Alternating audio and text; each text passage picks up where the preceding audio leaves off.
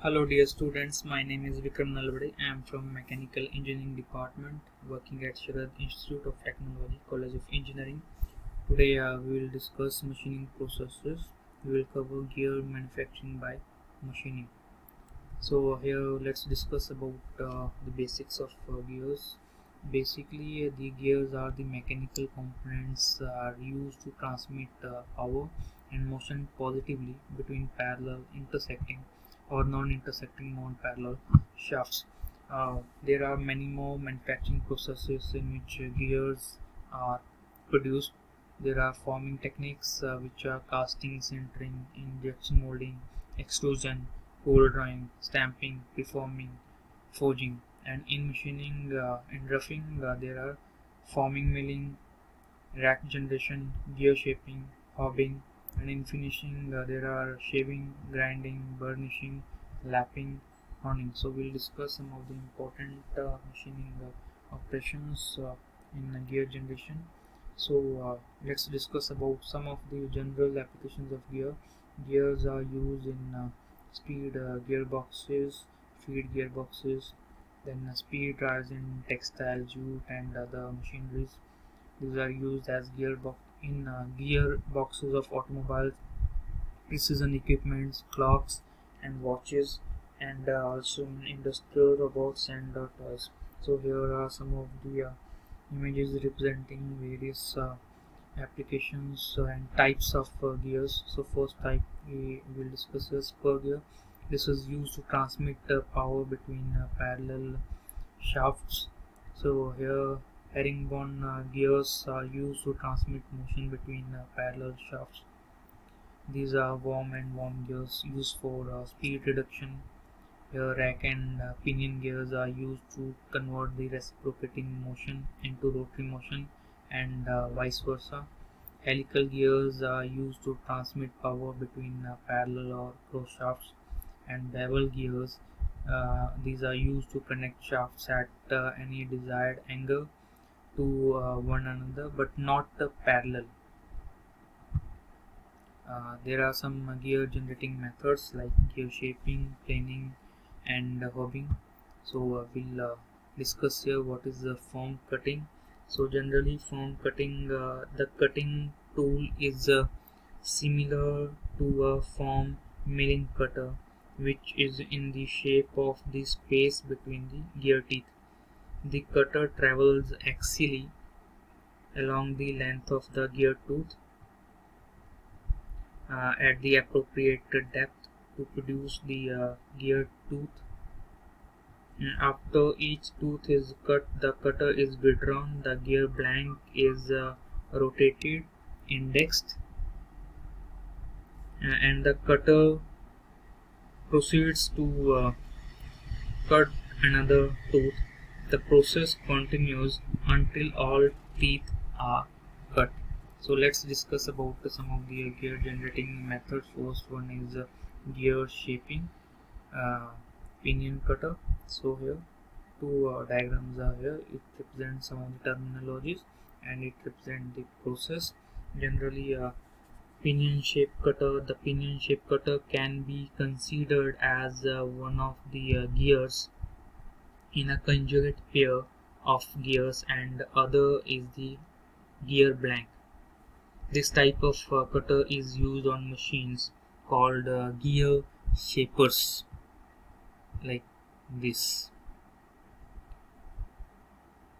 The cutter has an axis parallel to that of gear blank and rotates slowly with the blank at the same pitch circle velocity with an axial reciprocating motion. So as some of the terminologies are represented here, this is the base circle and this is the pitch circle, which are important in that cutting through the motion.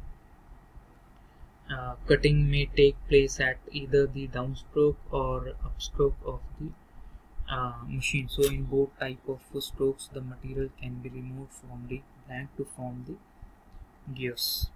Next type we'll discuss here, gear generating with the rack shaped cutter. Here it does have reciprocating motion which provide cuts into the gear blank.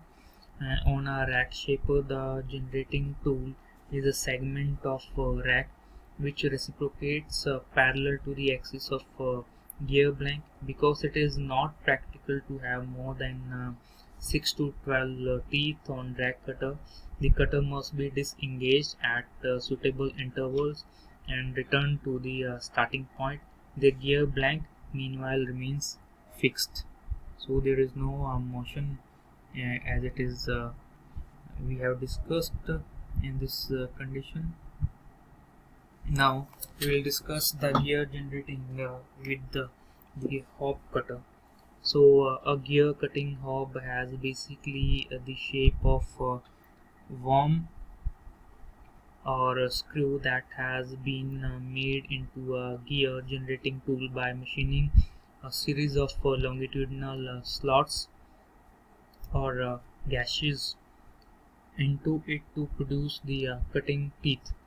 When hobbing a spur gear, the angle between the hob and gear blank axis is 90 degrees minus the lead angle at the hob thread. All motions in hobbing are rotary, and the hob and gear blank rotate continuously as in two gears, meshing until all teeth are cut. So this is the representation or theory about hob cutter. So next we will discuss about cutting bevel gears. As we all know, bevel gears are helical in structure. So straight bevel gears generally are roughed out in one cut with a firm cutter on machines that index automatically. The gear is then finished to the proper shape on a gear generator. The generating method is analogous to the rack generating method.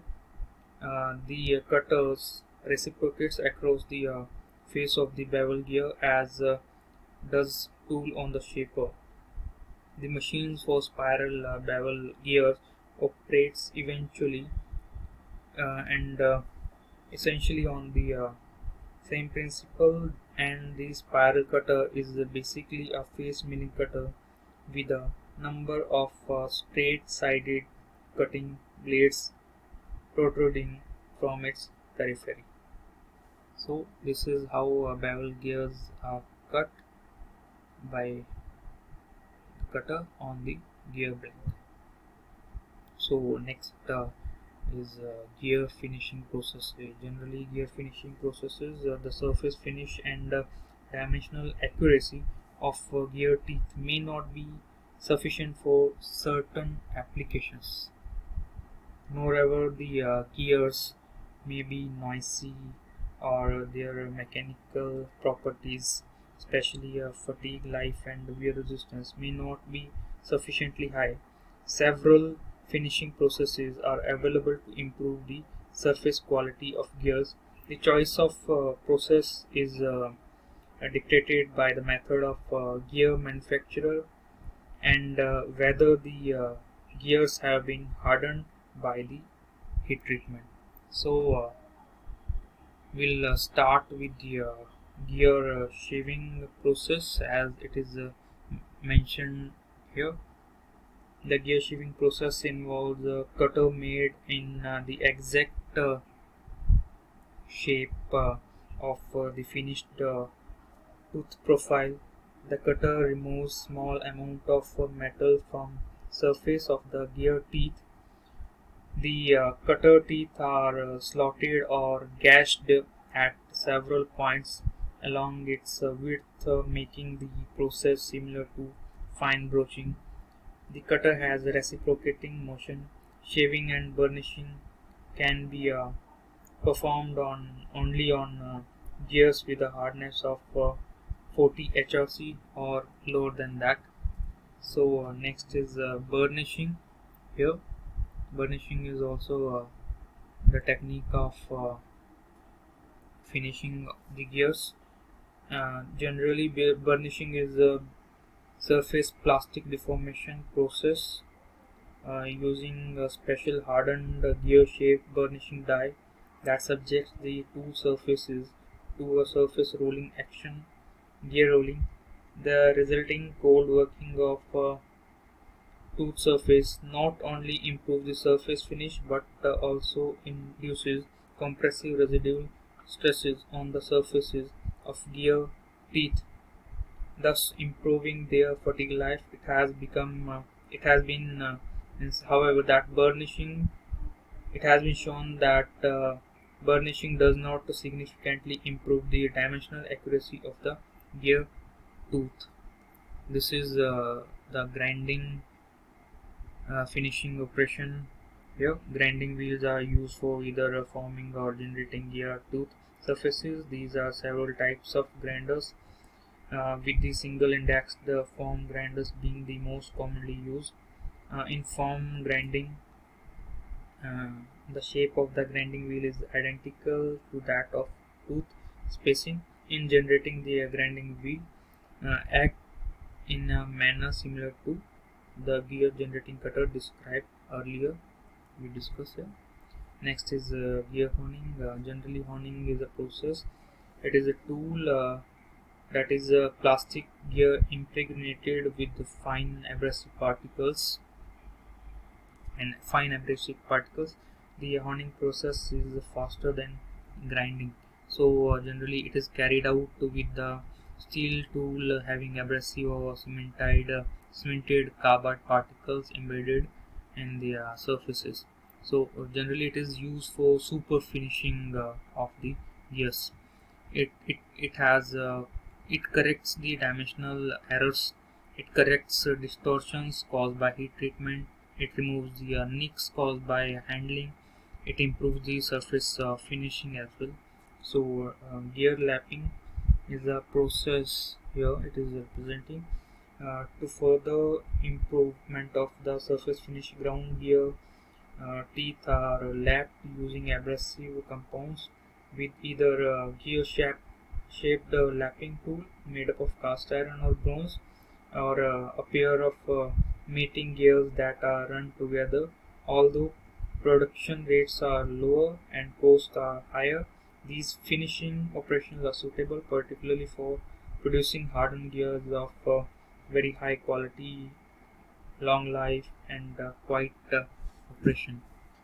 Therefore, gear lapping is most often applied to sets of hardened gear that must run silently in service.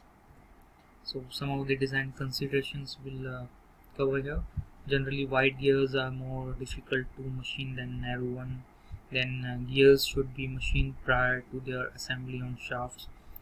Sufficient clearance should be provided between the gear teeth and flanges and other mating parts. Blank design is important for proper fixturing and ease cutting operations. This is also very important.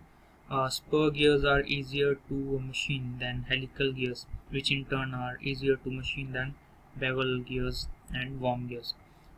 Dimensional tolerances and standardized gear shapes are specified by industry standards. So gear quality number should be selected so that the gear has a wide tolerance range as possible while still meeting performance requirement in service. So these points should be considered when gears are designed. So we discuss about economics here. One graph is plotted relative cost against DIN quality number. DIN means Danish Institute for Norma. So it is showing that as in all machining operation, the cost of gear increases rapidly with improved surface finish and quality. The relative manufacturing cost of gears as a function of quality, as specified by AGMA and DIN numbers. The higher the number, the higher is the dimensional accuracy of the gear teeth. The manufacturing cost can vary by an order of magnitude depending on the dimensional tolerances. So here this graph is showing that higher the number, the higher is the dimensional accuracy of the teeth. So thank you so much. We have covered the gear generation methods and finishing methods.